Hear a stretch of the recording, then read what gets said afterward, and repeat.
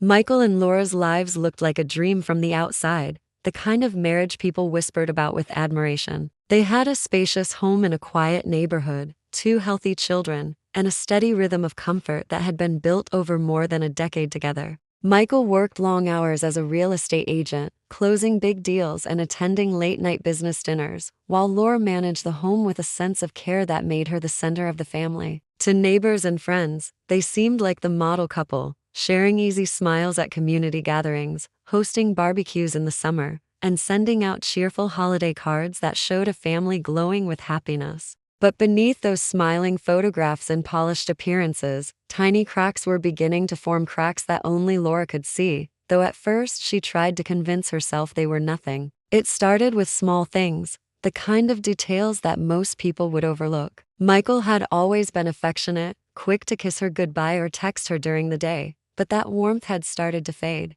His phone, once left casually on the counter, was now glued to his hand or kept face down on the table. Late-night meetings became more frequent, often stretching until midnight, and when Laura asked about them, his answers were vague and rushed, as though her curiosity was a nuisance. He had started buying new clothes too, dress shirts from expensive brands, cologne that smelled unfamiliar. And she couldn't shake the feeling that these changes weren't for her. One evening, Laura sat in the living room waiting for him, the television muted as she stared at the clock. It was nearly 11 p.m., and he had said he'd be home by 9. When the sound of his car finally echoed in the driveway, she felt a mix of relief and unease. Michael walked in, his tie loosened, carrying the scent of perfume that wasn't hers. She froze but said nothing, forcing herself to smile as he kissed her on the forehead and mumbled about a long day. The scent lingered after he walked away, wrapping around her like proof of a betrayal she wasn't ready to face. Laura tried to rationalize it. Perhaps he was under more pressure at work. Maybe he had brushed past a woman at one of his meetings and the perfume had transferred. She told herself that her imagination was dangerous, that suspicion could destroy even the strongest marriages. And so, she buried her doubts, focusing on her children, her routines, and the comforting rituals of daily life. But the more she tried to ignore it, the stronger the feeling grew that something was deeply wrong. The confirmation came on an ordinary afternoon. She was folding laundry, humming softly, when she slipped her hand into the pocket of Michael's trousers. Her fingers brushed against a crumpled piece of paper, and without thinking, she pulled it out. It was a receipt, the kind of detail that could easily be forgotten, but this one stopped her heart. It was for a luxury hotel room booked for two, on the very night Michael had claimed to be working late at the office. She stared at the paper, her hands trembling, as the words blurred in front of her eyes. The world seemed to tilt beneath her. The evidence was undeniable now, something solid she couldn't explain away. She sank onto the bed, clutching the receipt as tears stung her eyes. The betrayal she had only feared was suddenly real, printed in ink that mocked the trust she had built her life upon. Memories flooded her mind, every smile, every whispered promise, every family photo framed on the walls of their home, and each one now felt hollow. Laura didn't confront him immediately. Instead, she folded the receipt carefully and tucked it into her dresser drawer, hidden beneath stacks of sweaters. She carried on as though nothing had changed, serving meals, helping the children with homework, laughing at jokes she barely heard. But inside, she was unraveling.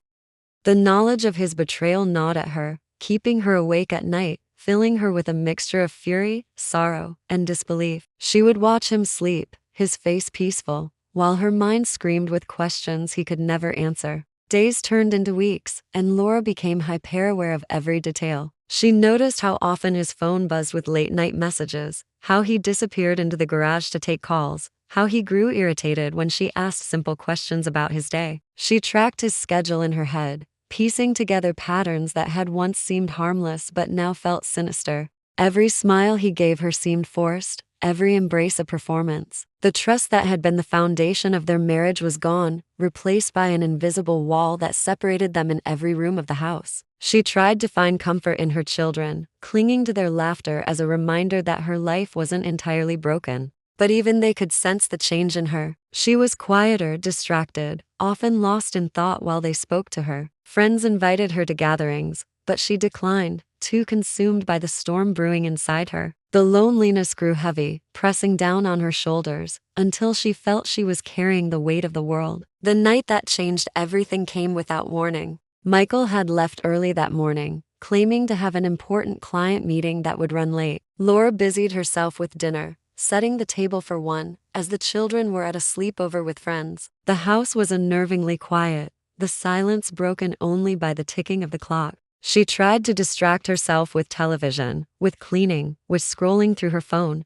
but her thoughts kept circling back to the receipt in her dresser drawer. At nearly midnight, she heard his car pull into the driveway. She moved to the window, peeking through the curtains, and saw him step out of the car with a smile she hadn't seen in years. It wasn't for her. It belonged to someone else, whoever he had been with that night. When he walked into the house, his shirt slightly wrinkled, his eyes bright, Laura felt her heart shatter into pieces too sharp to ever put back together. In that moment, something inside her shifted. The perfect life she had once believed in was gone, replaced by a hollow ache and a fury she couldn't contain. She knew the truth now, and though she hadn't yet decided what to do with it, one thing was certain: nothing would ever be the same again. Laura's discovery of the hotel receipt had burned into her mind like a brand she could not erase. Each morning she woke with the same thought. Each night she went to bed with the same question. Who was the woman Michael was hiding? And how long had this betrayal been taking place behind her back? The unanswered questions consumed her until curiosity turned into an obsession that dictated her every move. She became a shadow moving silently behind her husband's life, gathering scraps of evidence, piecing together the puzzle of his lies. She began with small acts of surveillance, testing the waters of her own courage. She checked his wallet when he left it lying on the dresser, rifled through the glove compartment of his car while she pretended to fetch something from the garage, and learned to unlock his phone when he left it unattended for just long enough. What she found was not an ocean of messages or photos, as she had feared, but breadcrumbs, numbers saved without names, fragments of conversations about meetings, and late-night call logs that told their own story. They were enough to convince her that the receipt had not been a mistake, that there was truly another life her husband was living. It was the changes in his routine that gave her the clearest trail.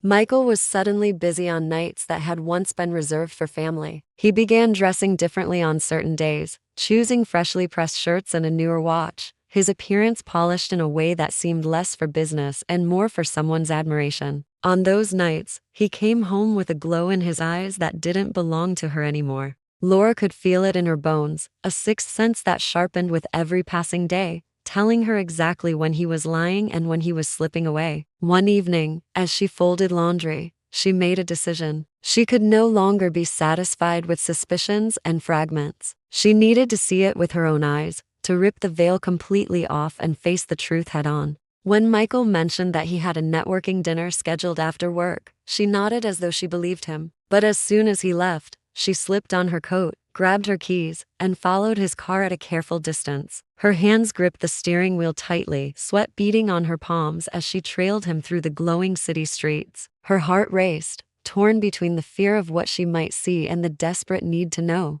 She stayed far enough behind to avoid suspicion, but close enough to never lose sight of his taillights. Every red light stretched into eternity. Every turn of his wheels carried her closer to a truth she already dreaded. Finally, he pulled into the parking lot of a downtown hotel, sleek and modern, its glass windows reflecting the city's lights like a mirror. Laura parked 2 blocks away, her body trembling as she watched him step out of his car. He smoothed his shirt, glanced at his reflection in the window, and then walked with confident steps toward the lobby. Moments later, a young woman appeared, dressed stylishly in a fitted coat, her hair shining under the streetlights. She greeted him with a familiarity that pierced Laura like a knife. Through the hotel's wide glass doors, Laura saw the unmistakable closeness between them. Michael placed his hand gently on the woman's back as they walked together, their heads bent toward each other, laughter spilling between them. It was casual, natural, the kind of intimacy that comes not from chance, but from long, secret hours spent together. Laura's breath caught in her throat, her chest tightening until she thought she might scream. But no sound came. She sat frozen in her car, watching the scene unfold as though she were outside her own life, trapped in a nightmare that had become real. The woman, Laura would later learn, was named Emily. But in that moment, She was just a shadow that had stolen everything Laura had built her life around. She was younger, slimmer, her smile brighter, her clothes more fashionable. She carried herself with a confidence Laura hadn't felt in years. To see Michael look at her with adoration, to watch him laugh so freely, made Laura feel invisible, as though she had been erased from his story. Laura didn't confront them, didn't storm into the hotel lobby or make a scene. She sat in her car until her hands grew numb from gripping the steering wheel. Finally, she started the engine and drove home, her face pale and blank, her mind spinning with images she could never forget. The drive was silent except for the sound of her own breath, ragged and uneven, as she tried to hold herself together. Back in the safety of her home, Laura paced the rooms in darkness, her heart pounding. Every detail she had seen replayed itself again and again: the way he touched Emily's waist, the way their heads tilted toward each other, the intimacy in their movements. It was no longer suspicion, no longer a possibility. It was fact. Her husband was living a double life, and she had seen it with her own eyes. She told no one, not her friends, not her family, not even her closest confidant. Instead, she carried the secret alone, burying it beneath her calm exterior. But inside, her thoughts grew darker with every passing day. She began to follow him more often, building a silent record of his betrayal. She memorized Emily's face, her walk, the sound of her laughter spilling from the lobby. She scrolled through social media at night until she found her, connecting the pieces of her life through pictures of parties, trips, and friends. Emily was real, no longer a faceless threat, but a living, breathing woman who had taken what Laura had once believed was hers alone. The betrayal consumed her, poisoning everything around her. The house felt different now, colder, filled with invisible cracks in every wall. Even the children's laughter couldn't fill the void that Michael had carved out of her. She looked at him differently when he sat at the dinner table, wondered if he thought of Emily when he smiled across the plates. Every word he spoke felt like a lie, every movement like a performance. Laura carried the truth like a wound that refused to heal. Her anger simmered beneath the surface, growing darker each time she replayed that night outside the hotel. She no longer saw herself as simply a wife betrayed, but as someone standing on the edge of something dangerous, caught between heartbreak and fury. She told herself she was only gathering evidence, only trying to understand the extent of his lies. But deep down, a seed had been planted, one that would grow into something she could never have imagined. She had seen the truth now, and the truth was unbearable. Her husband's secret was no longer hidden. It was alive, breathing, and smiling in the arms of another woman. And Laura, consumed by rage and humiliation, was beginning to wonder what she might do with the knowledge she could never forget. Laura's days became haunted after the night she watched Michael walk into the hotel with Emily. Every ordinary moment felt poisoned by the memory of their closeness, the way his hand rested naturally on the other woman's back, the way their laughter filled the lobby as though they belonged to each other. That image followed her into the kitchen while she cooked dinner, into the bedroom while she lay awake at night, and even into the grocery store as she absent-mindedly pushed a cart past smiling couples. Everywhere she went, the betrayal clung to her like a shadow she could not escape. Her body reacted before her mind could process it. Food lost its taste, her appetite vanished, and her frame grew thinner by the week. Sleep came only in short bursts, broken by jolts of panic as her mind replayed Michael's smile, a smile he no longer shared with her. The woman in the mirror no longer looked like Laura. Her eyes were hollow, her hair unkempt, her once bright energy dulled by the corrosive weight of secrets. Even the children began to notice. They would ask simple questions about why she seemed tired or why she wasn't eating,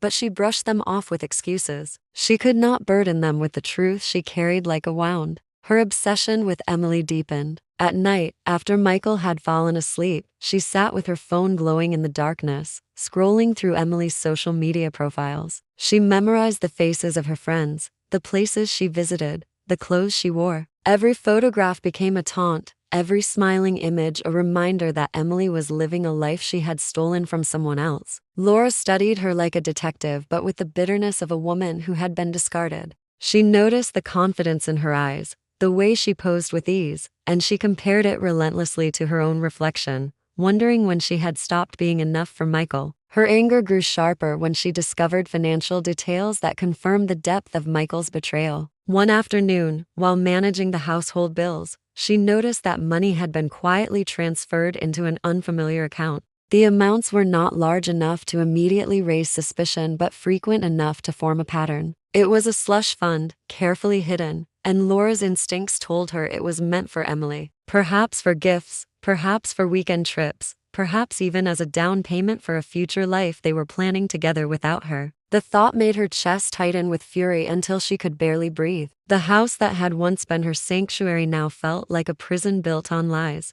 Every corner reminded her of the years she had poured into their marriage. The living room where they had celebrated anniversaries, the kitchen where they had laughed with friends, the bedroom where promises were once whispered, all of it now felt tainted. She walked through the halls at night with a sense of being trapped inside the ruins of her own life, surrounded by memories that had turned into mockery. Friends noticed the change in her but misunderstood it. Some thought she was depressed, others assumed she was exhausted from motherhood. They offered sympathy, invitations to lunch, and words of encouragement, but Laura declined them all. She couldn't reveal the truth without exposing the humiliation that burned her from the inside out. Instead, she retreated further into herself, isolating from everyone except her children. To the outside world, she appeared quieter, more tired, perhaps a little sad, but no one realized that she was standing on the edge of something dangerous. Michael's behavior at home only fueled her torment. He still acted like the loving husband in front of the children, but to Laura, his every word sounded rehearsed, every smile fake. His touch felt foreign now, and she recoiled from it when she could. At times, he seemed distracted, his eyes distant as though part of him wasn't even present in the room. She knew exactly where his mind was on Emily. The thought enraged her until she wanted to scream, but instead, she kept the fury locked inside, a storm gathering strength. The breaking point came one evening when Laura discovered a second phone hidden in Michael's briefcase. She found it by accident while looking for a pen. Her hands shook as she unlocked it with the same password he had always used, and what she saw confirmed everything she had feared. Messages filled the screen, long conversations dripping with intimacy and plans for the future. There were photographs to selfies of Emily, moments shared in hotel rooms, affectionate words that had once belonged to Laura alone. The sight of them together in those images made her stomach twist with a sickness she couldn't contain. She dropped the phone onto the floor,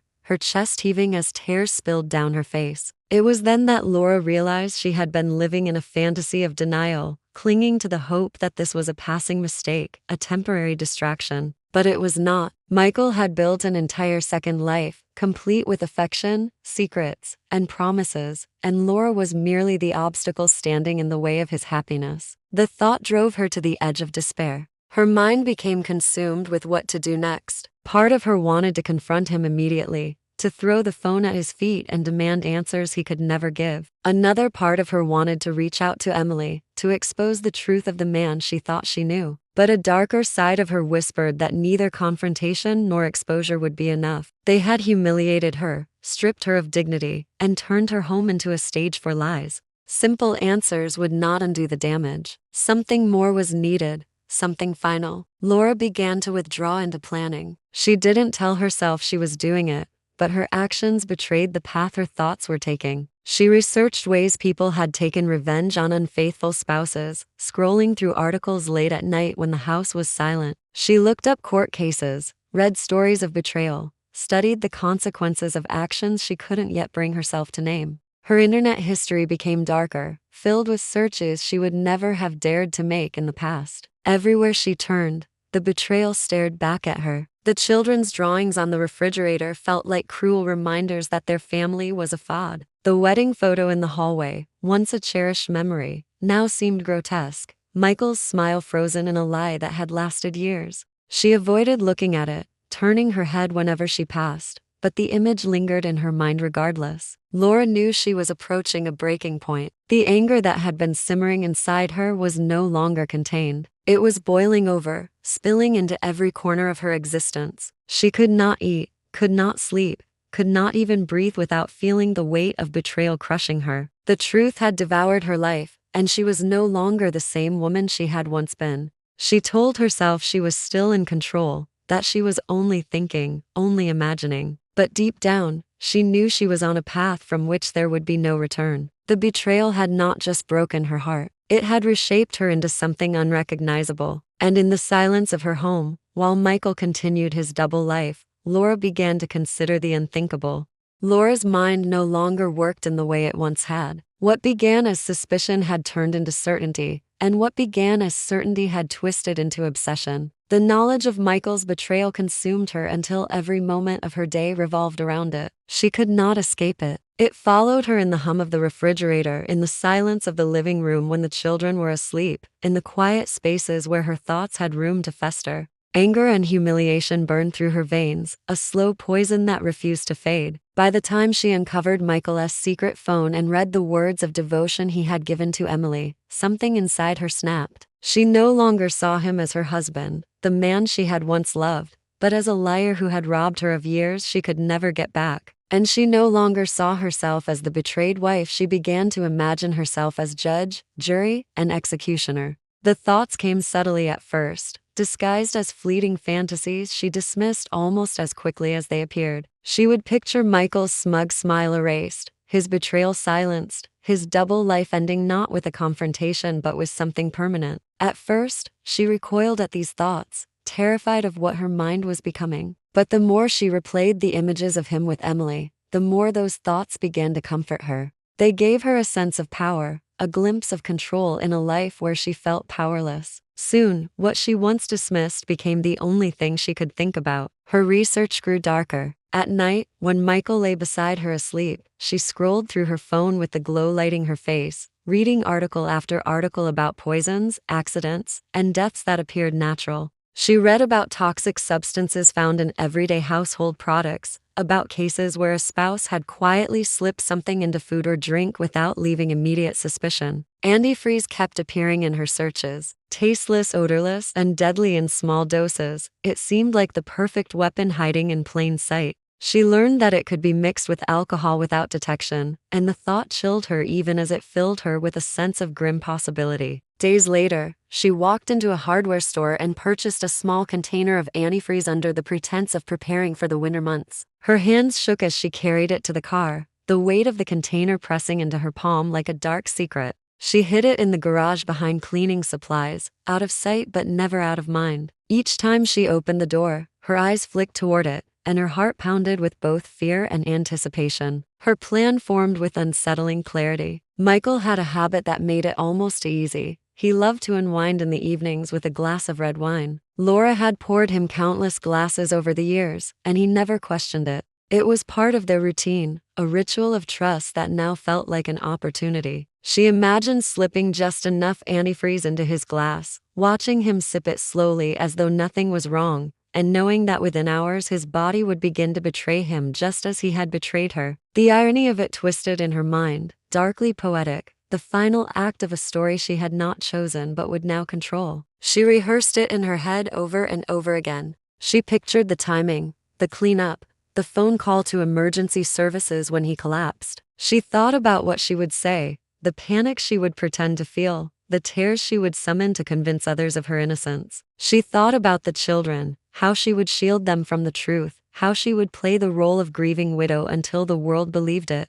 Each detail became sharper, rehearsed like lines in a play, until she no longer feared the idea. It became part of her reality, a solution she could not stop circling back to. The night she decided to act came quietly, without fanfare. The children were spending the night at a friend's house, leaving the home silent except for the ticking of the clock on the wall. Laura prepared dinner as usual, setting the table carefully, pouring wine into the glasses. She moved to the garage with deliberate calm, her hands steady even as her heart raced, and retrieved the hidden container. The liquid shimmered faintly as she poured it into his glass, mixing seamlessly with the wine until it was invisible. She swirled the glass, watching the crimson liquid circle the rim, knowing what it contained. When Michael walked through the door, he seemed distracted as always, his tie loosened, his face glowing faintly as though his evening had been more than just work. Laura greeted him with a calmness that startled even herself. They sat at the table,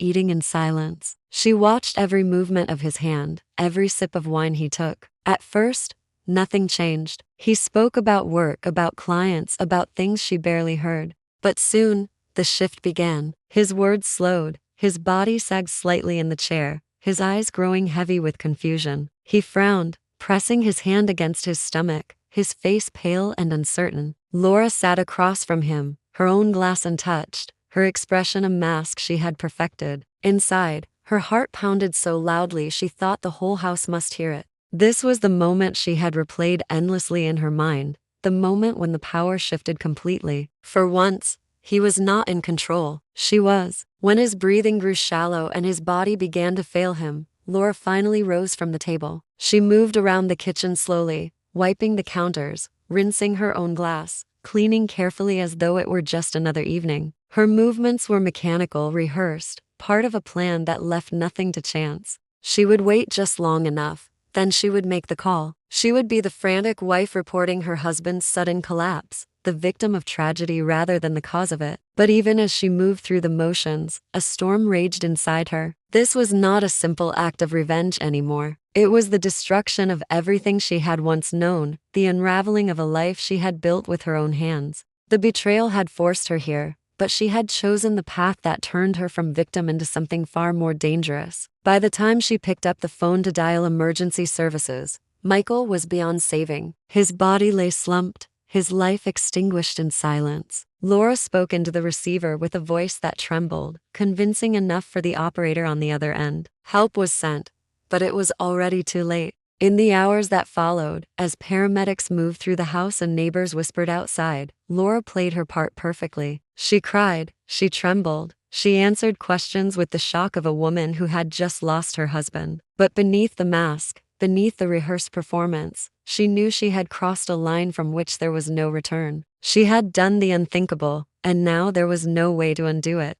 The paramedics arrived quickly, their flashing lights bathing the suburban street in a surreal glow of red and white. Neighbors gathered outside, whispering in the shadows, their curiosity growing with every passing second. Laura stood on the porch, arms wrapped tightly around herself, rocking slightly as though she might collapse at any moment. To them, she looked like a grieving wife in shock, watching helplessly as her husband's body was lifted and carried out of the home. She clutched a tissue, pressed it to her trembling lips, and let her shoulders shake. It was a performance she had rehearsed in her mind for weeks, and for the moment, no one suspected it was anything more. The hospital declared Michael dead soon after arrival. The cause, at first glance, seemed like a sudden medical emergency. Laura played her part perfectly, weeping softly, nodding through questions, appearing too broken to fully process the loss. Friends rushed to comfort her, offering casseroles, hugs, and words of sympathy. The children were told that their father had collapsed from an unexpected illness, and their sobs echoed through the walls of the house. For a few days,